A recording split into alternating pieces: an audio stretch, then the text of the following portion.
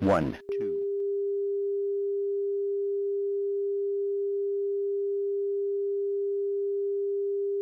1, 1,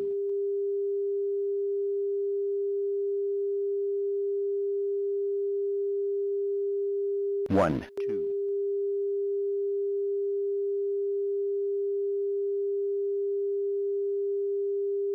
1,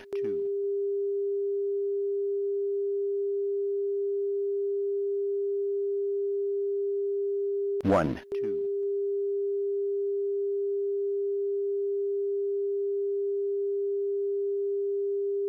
1,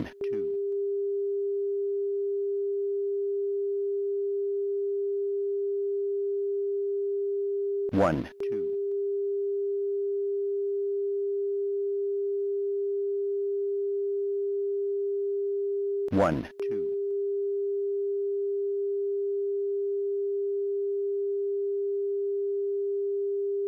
1,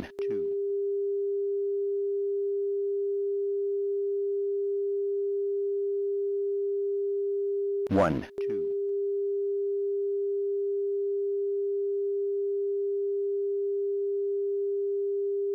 1,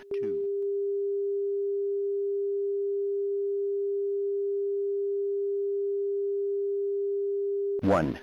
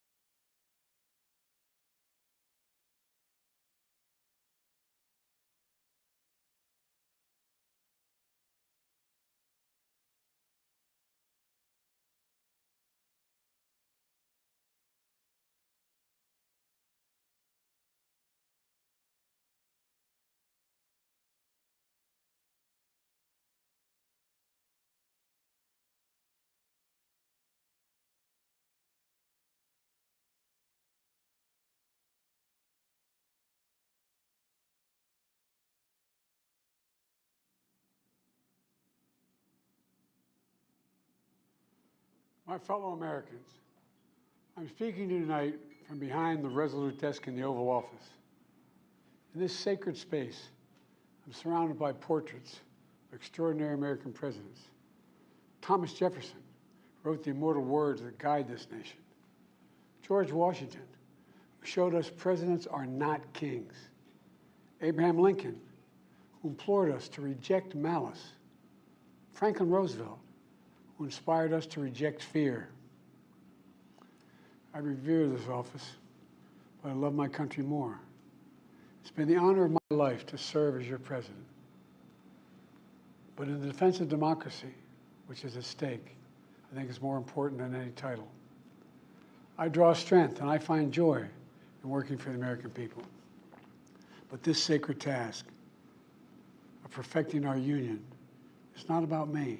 It's about you, your families, your futures. It's about we, the people. We can never forget that, and I never have. I've made it clear that I believe America is at an inflection point. One of those rare moments in history when the decisions we make now will determine our fate of our nation and the world for decades to come. America's going to have to choose between moving forward or backward, between hope and hate, between unity and division. We have to decide, do we still believe in honesty, decency, respect, freedom, justice, and democracy? In this moment, we can see those we disagree with not as enemies, but as fellow Americans. Can we do that? Does character in public life still matter? I believe I know the answer to these questions because I know you, the American people. And I know this, we are a great nation because we are good people. When you elected me to this office, I promised to always level with you, to tell you the truth. And the truth, the sacred cause of this country is larger than any one of us. And those of us who cherish that cause, cherish it so much, a cause of American democracy itself, must unite to protect it. You know, in recent weeks, it's become clear to me that I need to unite my party in this critical endeavor. I believe my record as president, my leadership in the world, my vision for America's future, all merited a second term. But nothing can come in the way of saving our democracy. That includes personal ambition. So I've decided the best way forward is to pass the torch to a new generation. That's the best way to unite our nation. You know, there is a time and a place for long years of experience in public life. There's also a time and a place for new voices, fresh voices, yes, younger voices. And that time and place is now. Over the next 6 months, I'll be focused on doing my job as president. That means I'll continue to lower costs for hardworking families, grow our economy. I'll keep defending our personal freedoms and our civil rights, from the right to vote to the right to choose. I'll keep calling out hate and extremism. Make it clear there is no place in America for political violence or any violence ever, period.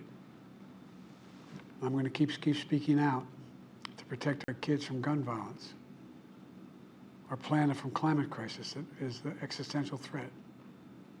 And I will keep fighting for my cancer moonshot so we can end cancer as we know it, because we can do it.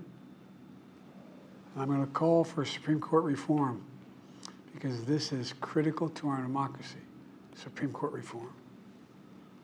You know, I will keep working to ensure America remains strong and secure and the leader of the free world.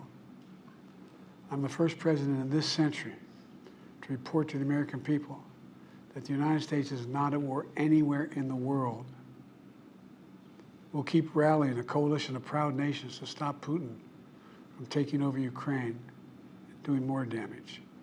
We'll keep NATO stronger, and I'll make it more powerful and more united than any time in all of our history. I'll keep doing the same for our allies in the Pacific. You know, when I came to office, the conventional wisdom was that China would inevitably surpass the United States. That's not the case anymore. And I'm going to keep working to end the war in Gaza, bring home all the hostages, and bring peace and security to the Middle East and end this war. We're also working around the clock to bring home Americans being unjustly detained all around the world. You know, we've come so far since my inauguration. On that day, I told you, as I stood in that winter, we stood in a winter of peril and a winter of possibilities.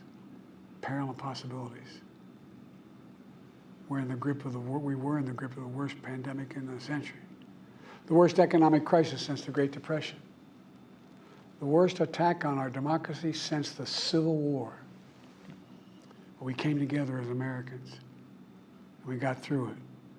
We emerged stronger, more prosperous, and more secure. Today we have the strongest economy in the world, creating nearly 16 million new jobs, a record. Wages are up. Inflation continues to come down. The racial wealth gap is the lowest it's been in 20 years. We're literally rebuilding our entire nation, urban, suburban, rural, and tribal communities. Manufacturing has come back to America. We're leading the world again in chips and science and innovation. We finally beat Big Pharma after all these years to lower the cost of prescription drugs for seniors. And I'm going to keep fighting to make sure we lower the cost for everyone, not just seniors. More people have health care today in America than ever before. And I signed one of the most significant laws helping millions of veterans and their families who are exposed to toxic materials. You know, the most significant climate law ever in the history of the world. The first major gun safety law in 30 years. And today, the violent crime rate is at a 50-year low. We're also securing our border. Border crossings are lower today than when the previous administration left office. I've kept my commitment to appoint the first black woman to the Supreme Court of the United States of America. I also kept my commitment to have an administration that looks like America and be a president for all Americans. That's what I've done. I ran for president 4 years ago because I believed and still do that the soul of America was at stake. The very nature of who we are was at stake. And that's still the case. America's an idea. An idea stronger than any army, bigger than any ocean, more powerful than any dictator or tyrant. It's the most powerful idea in the history of the world. That idea is that we hold these truths to be self-evident. We're all created equal, endowed by our Creator with certain inalienable rights: life, liberty, pursuit of happiness. We've never fully lived up to it.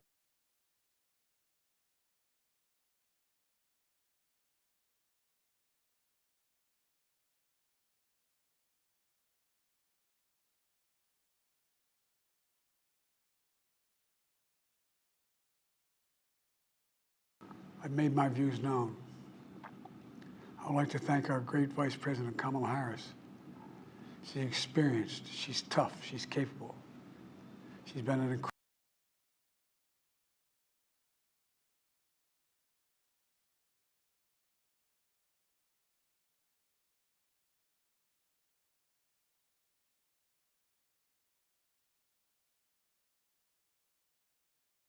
in Rosa Parks and Cesar Chavez.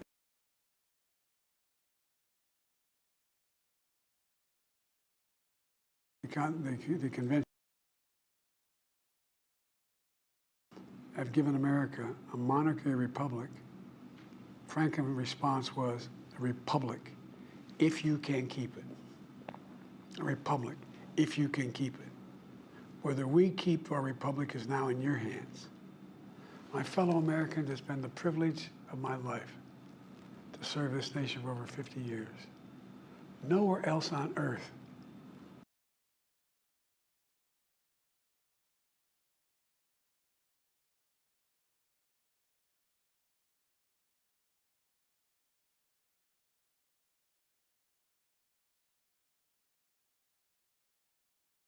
we're a nation of promise and possibilities, of dreamers and doers, of ordinary Americans doing extraordinary things.